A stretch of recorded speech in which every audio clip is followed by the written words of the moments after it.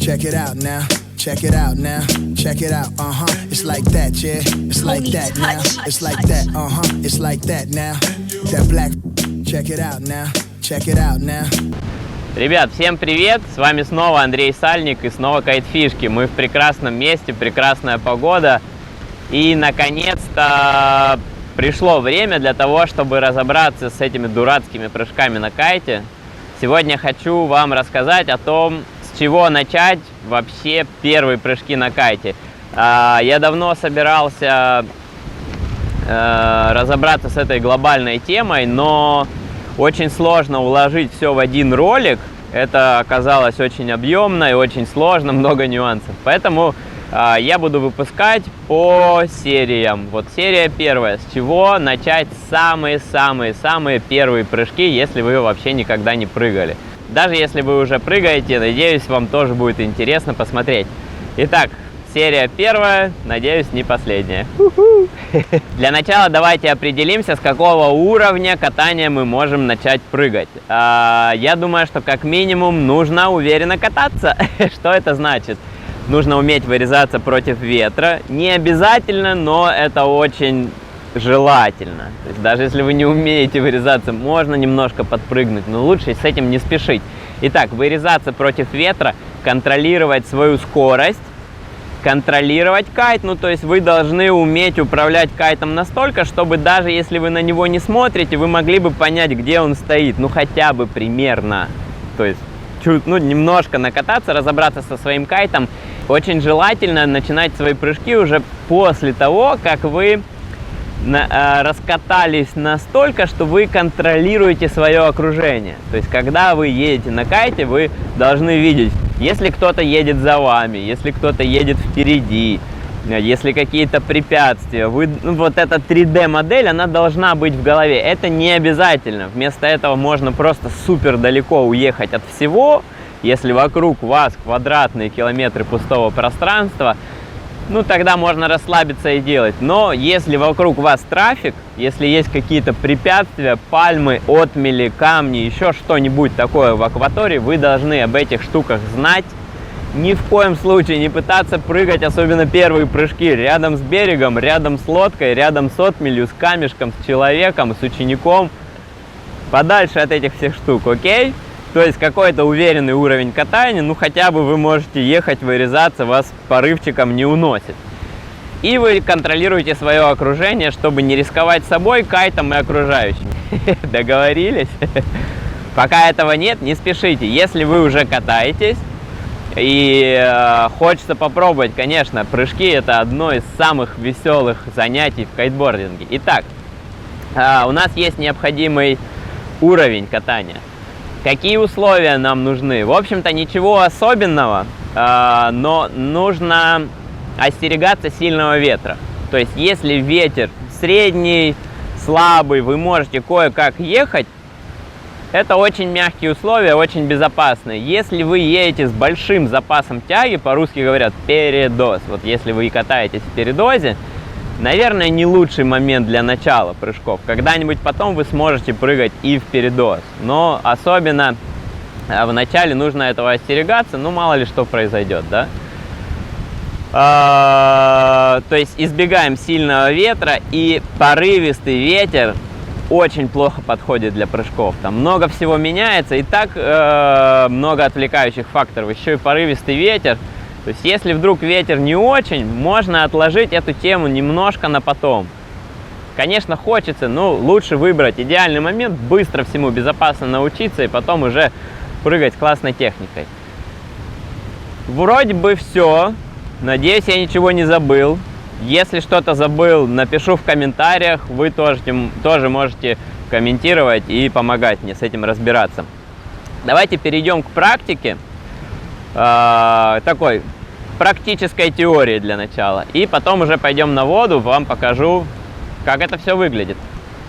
Пойду накачаю кайт.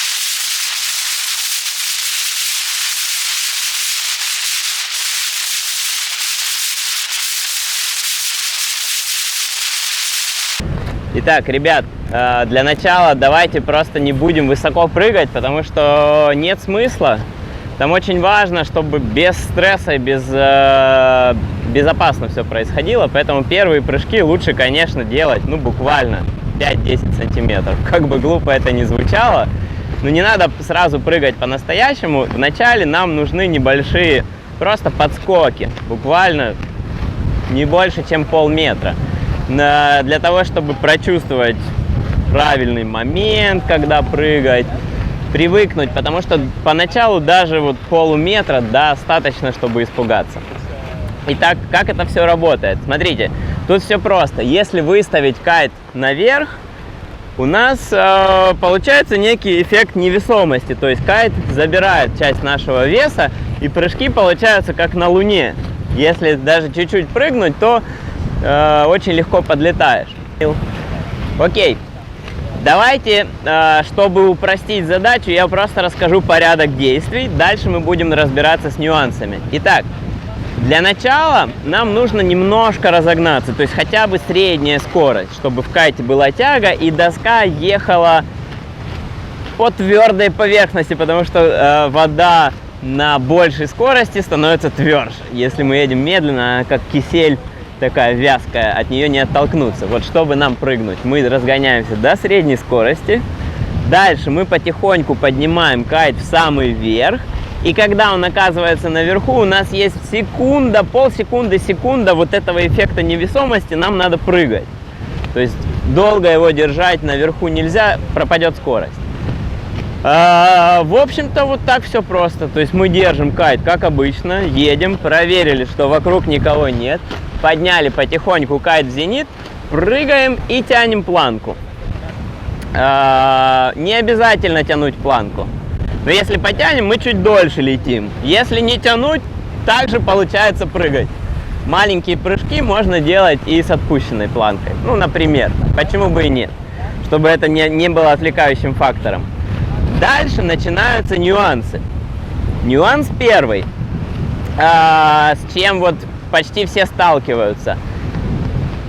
Почему-то сложно завести кайт в зенит поначалу. Это очень непривычно. То есть мы пока катались, видимо, этот рефлекс вырабатывается, что если кайт окажется в зените, скорость пропадает, поэтому, ну, это уже выработанное движение, и когда мы пытаемся его туда поднять, какая-то автоматика срабатывает, он не доходит до зенита почти у всех, кто делает свои первые прыжки. То есть обратите на это внимание, это первая штука. Если кайт не в зените, он тянет не вверх, а под углом вперед, прыгать сложнее, это все реально, ну, сильно сложнее. Поэтому первое, зачем надо следить, выводите кайт потихоньку в зенит. Второе, это пропадает скорость, потому что кайт движется обычно неравномерно. То есть если просто с одной скоростью потихоньку поднять кайт в зенит, скорость никуда не пропадет.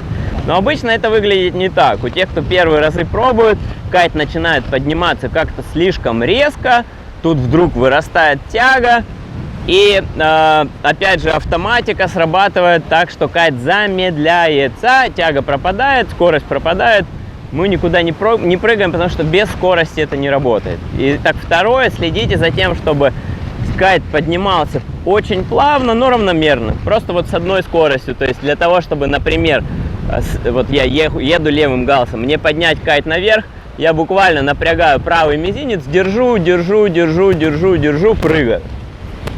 Обычно у всех по-другому выглядит. Чтобы кайт пошел наверх, человек делает сильный рывок и расслабляет руки, мол, иди дальше сам, а ему лениво, он не идет. Поэтому вот эта манера управления, она тоже важна. То есть поднимайте кайт постоянной командой. Вот потянули правым мизинцем слегка, но постоянно тянем, пока кайт не уйдет в самый верх. Будет ощущение, что кайт тянет назад. Когда кайт окажется в зените, возникает ощущение, что кайт тянет назад. Это вот то самое правильное время для прыжка, вот тот самый правильный момент.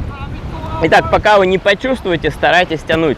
Лучше на кайт при этом не смотреть. Можно смотреть, но тогда очень сложно прыгать. Лучше смотреть по направлению движения, то есть если вы ехали влево, продолжайте смотреть влево, кайтом управляйте по ощущениям. Когда возникнет ощущение, что тянет назад, мы просто подпрыгиваем. Дальше следующий нюанс. Пока кайт поднимается, направление тяги меняется, и кайт как бы заставляет нас поехать вниз по ветру.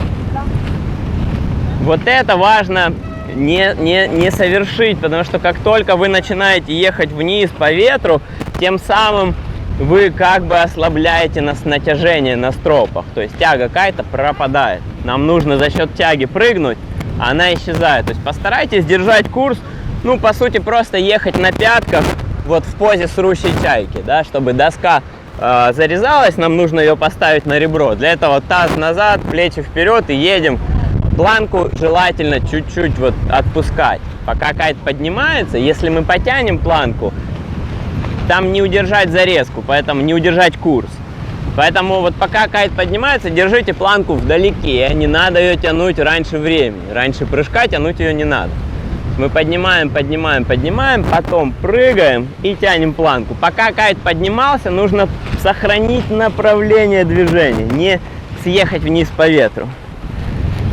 Это был еще один нюанс, какой, четвертый по счету. И теперь пятый, очень важный, что в нормальной жизни, вне кайтбординга, мы прыгаем, отталкиваясь носочками. Ну, то есть, так наше тело сделано, что с носочков прыгать лучше и проще.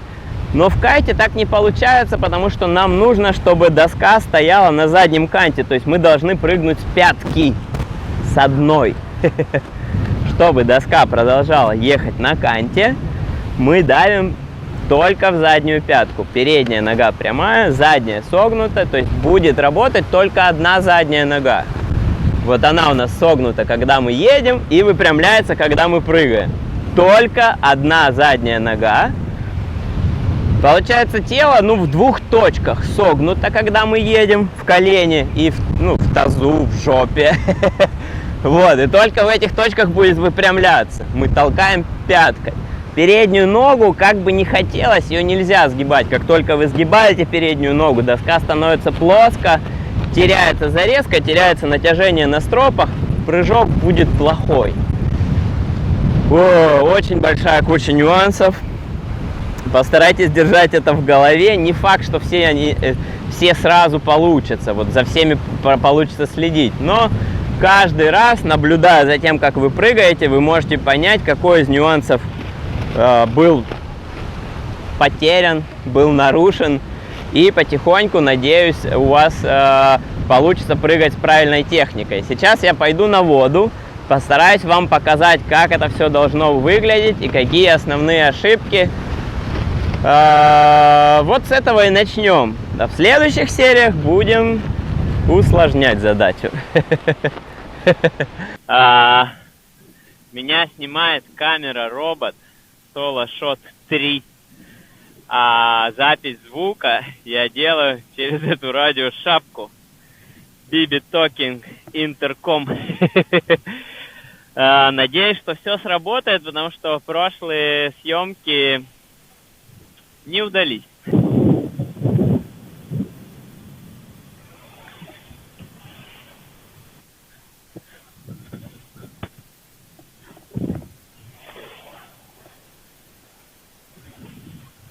Ладно, ребят, вначале надо небольшие прыжочки делать. Можно даже волну, например, использовать. Просто едешь на средней скорости, кайт повыше держишь. Если под ноги заезжает какая-нибудь пожирнее волнишка, можно ее как трамплин использовать. Вот. Главное стараться при этом не сливаться особо, держать курс примерно, хотя бы держать курс. И выпрыгивать так, как бы вы прыгали на земле. Точно так же, только то есть из вертикальной стойки. То есть когда мы едем, у нас положение тела не вертикальное, мы как на стуле сидим. Поднимаем кайт наверх, и пока прыгаем, надо вот встать вертикально. То есть доска должна заехать к нам вниз, как сказать, под ноги, что ли. То есть тело должно оказаться вертикальным. Мы как бы встаем и прыгаем. То есть вставание — это и есть прыжок, можно вот так грубо сказать. То есть мы едем, сидим, кайт подняли, встаем резким движением. Опять едем, сидим, сидим, сидим, кайт подняли, встаем и тянем планку на себя. То есть вот таким вставанием научиться прыгать. Это уже будет хорошее начало. Проблема обычно в том, что как-то интуитивно у всех вначале получается не прыжок, а просто вот такое поднятие ног. То есть человек едет, вместо того, чтобы прыгнуть, планку тянет, повисает на кайте и поднимает ноги. Это тоже полет, то есть, ты летишь при этом. Но это еще не совсем прыжок. То есть для начала можно и так попробовать поделать, почему бы и нет. Если это позволит привыкнуть вообще к состоянию полета, просто вот так раз, планку потянули, ноги поджали. Но это, конечно, еще не прыжок.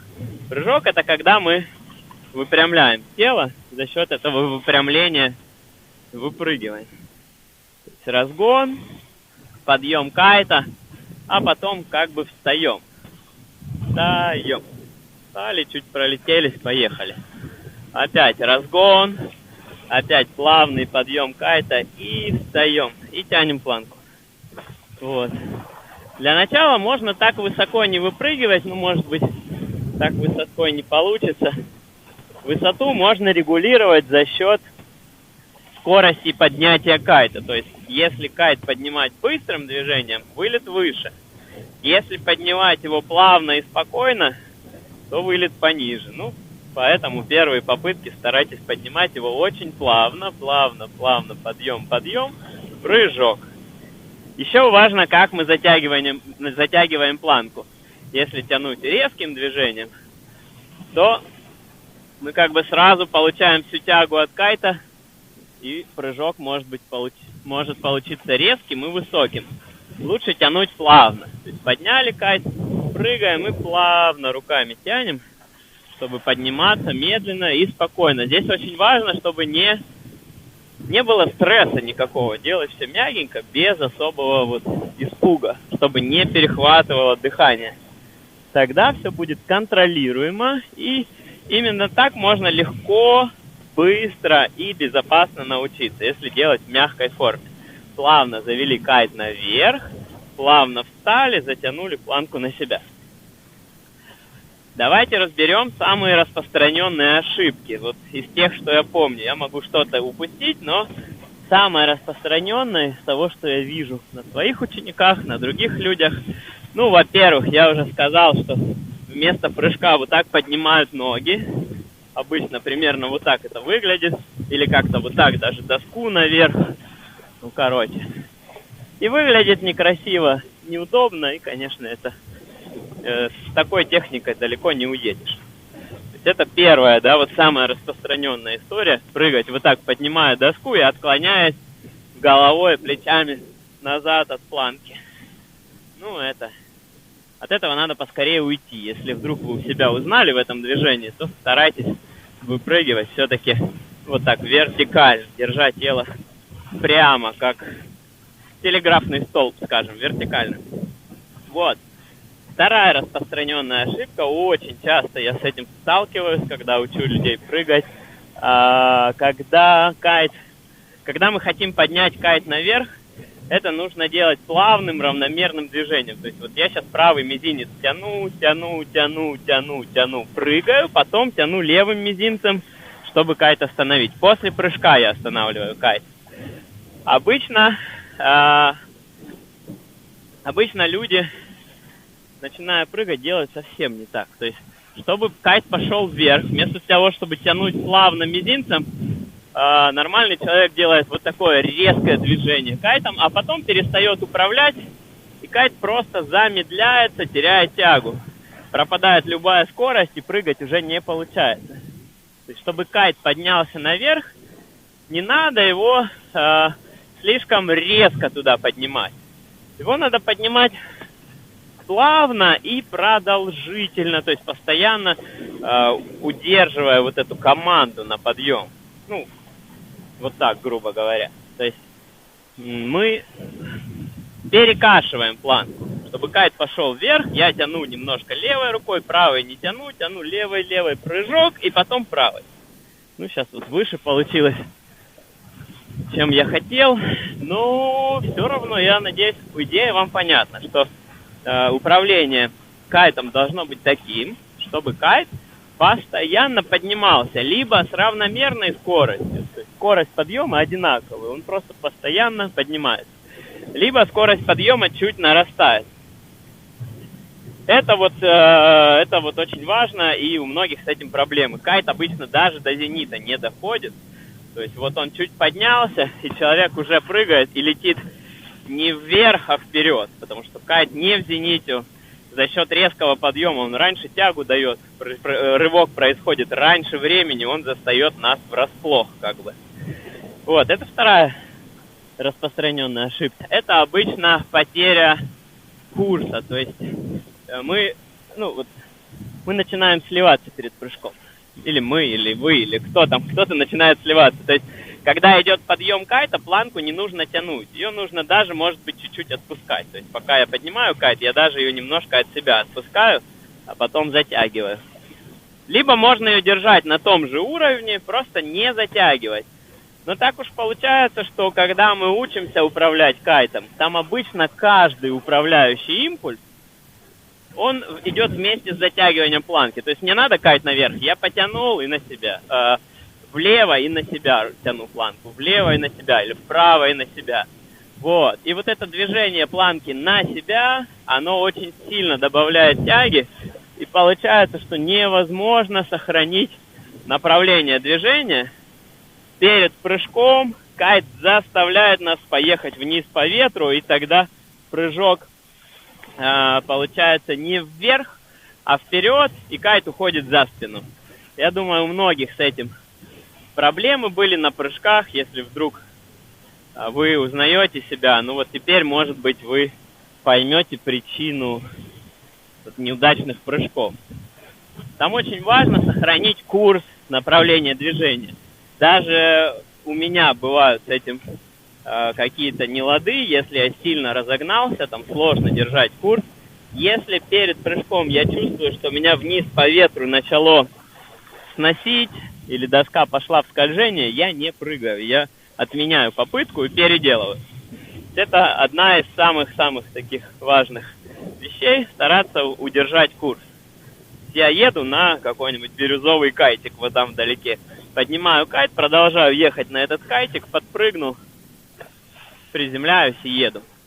У многих возникает сразу же вопрос, а как же приземляться?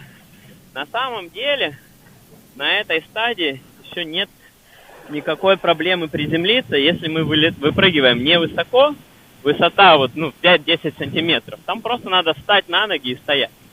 То есть мы подпрыгиваем, становимся на ноги и стоим. Если при этом еще планку не отпускать, то вообще легко. Вот, здесь еще проблемы никакой нет. То есть, если вам сложно приземляться, скорее всего, либо вы высоко выпрыгиваете, либо неправильно. Ну, чтобы правильно получалось, надо тоже выпрыгивать невысоко. То есть, пока у вас что-то не получается на приземлении, попробуйте прыгать пониже за счет медленного подъема кайта и за счет плавного затягивания планки. Ну и вообще, вот у нас серия про маленькие подскоки, не про настоящие прыжки, поэтому пока разбираемся с вот такими подскоками. Приземляться пока никакой проблемы нет. И даже если вы не сможете приземлиться, это тоже ничего страшного. Если вы будете прыгать и с небольшой высоты падать, да и ничего страшного, и супер. Маленький прыжок, подскочили, как-то там повисели, шлепнулись в воду, там кайт можно даже уронить. Главное не падать на других людей, на чью-нибудь голову, не приземляться, не ронять на других людей свой кайт, на берег, на камни. Каких-то страшных вещей не надо делать. Не входите в азарт. Не входите в азарт. Вот, пожалуй, пока и все. С этого мы начнем, и в следующих сериях будем продолжать. Надеюсь, звук записался, картинка нормально. Да, еще маленький нюанс, пока все еще пишет, еще маленький нюанс по поводу сгибания передней ноги. Очень хочется согнуть, но нельзя. То есть мы работаем только одной задней ногой. Передняя прямая, выпрямляется только задняя нога и поясница. Мы отталкиваемся с задней пятки, то есть если я еду вправо, я стою весом на левой пятке, левая нога согнута, поднимаю кайт и отталкиваюсь только левой пяткой, только левой ногой. Правая нога не сгибается, иначе доска не сможет держать курс. Если перед прыжком согнуть переднюю коленку, доска уже не будет на ребре ехать. Она уже более плоско и хуже держит курс. То есть вот так толкаться двумя ногами тоже не надо. Толкаемся только одной ногой. Передняя прямая. Маленький нюанс. Вот еще маленький нюанс. По ходу вспомнил. Очень часто я вижу, как, видимо, из-за тяги кайта, потому что она направлена немножко вперед и вверх, сбивается внутренний компас в голове. То есть, когда мы обсуждаем, например, с учеником, что нужно прыгать вверх, и он говорит, да, я все понял, я буду прыгать вверх, очень часто в итоге прыжок выглядит так, что он как бы назад пытается прыгнуть. Потому что, ну вот тяга кайта сбивает, правда, ощущение реальности, видимо. Он отталкивает вот так доску от себя и плечами стремится вот назад от кайта. За этим тоже надо следить. Ну вот надо постараться прыгать, как будто хочешь головой до потолка достать. То есть представить, может, над собой какой-нибудь воображаемый потолок, прыгать вверх, а не назад. Вот этот нюанс еще сейчас вспомнился. Надеюсь, понятно объяснил. Прыгать надо не назад, а вверх. По возможности за этим наблюдать и делать выводы какие-то. Наверное, вот, пожалуй, и все на этот раз. Дальше мы будем усложнять, добавлять еще нюансов, чтобы прыжок был выше, чтобы можно было контролировать больше мощности, выше вылетать, более контролируемо и красиво. Надеюсь, вам понравилось это все дело. Наконец-то снова кайт-фишки. Это здорово. Мне самому очень нравится. Надеюсь, все сработало. Ребят, ну вот это была первая серия про прыжки. То, с чего можно начать. Я надеюсь, вам было интересно, полезно. Может быть, даже если вы уже прыгаете, вы все равно сможете увидеть какой-нибудь интересный нюанс. Я позволю себе вставить небольшую рекламу моих грядущих проектов.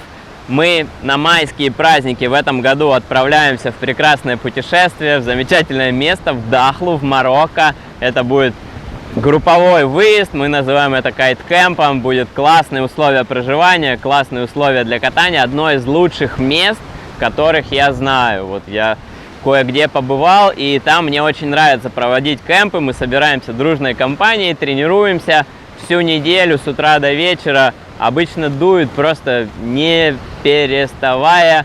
И вот это действительно хороший шанс и укататься, и увидеть классное, новое, красивое место, подружиться с хорошими людьми. В общем, очень рекомендую. Второй замечательный выезд – это кайт-сафари в начале июня с 6 по 13. Все то же самое, только еще белоснежная яхта, красивейшее Красное море вокруг. В июне очень тепло, очень плотный, прекрасный ветер. Это мое любимое время в Египте. Я прям вот специально поэтому делаю июнь и конец сентября. Самые лучшие моменты, чтобы приехать в Египет. И тоже в хорошей компании офигенно покататься неделю. Вот укататься так, чтобы уже не хотелось просто.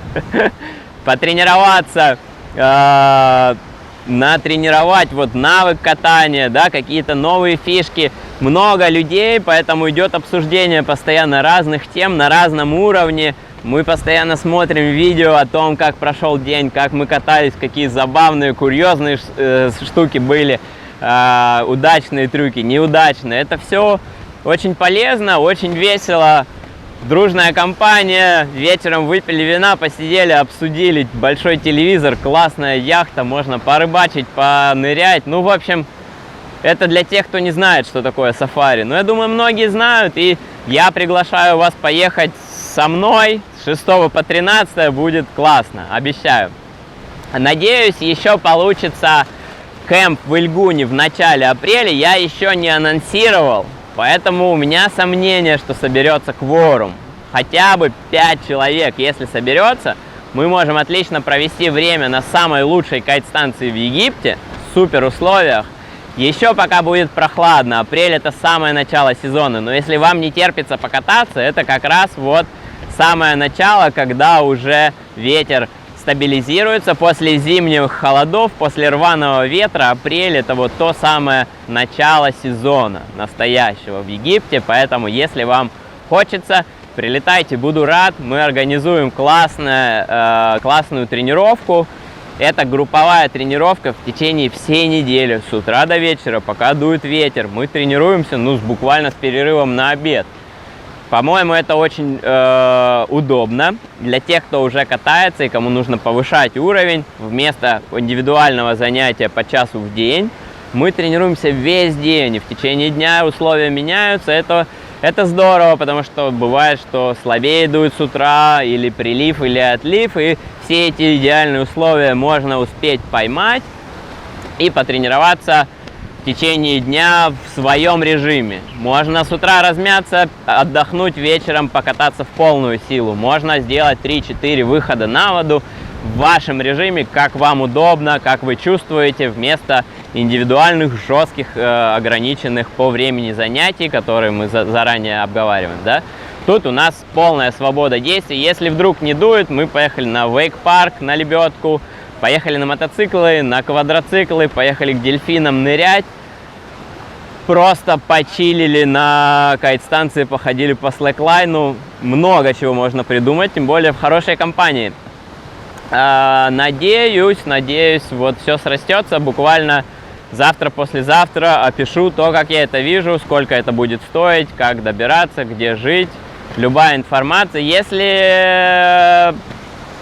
Если у вас вопросы, вы можете просто мне написать напрямую. Facebook, WhatsApp, что угодно. Все мессенджеры у меня есть. Пишите, даже в комментариях на YouTube. Надеюсь, вы дослушали до конца, и вам было интересно, как и мне. С вами был Андрей Сальник. Это была первая серия кайтфишек. Наконец-то про прыжки. Будем продолжать. Дальше интереснее. Оставайтесь на связи.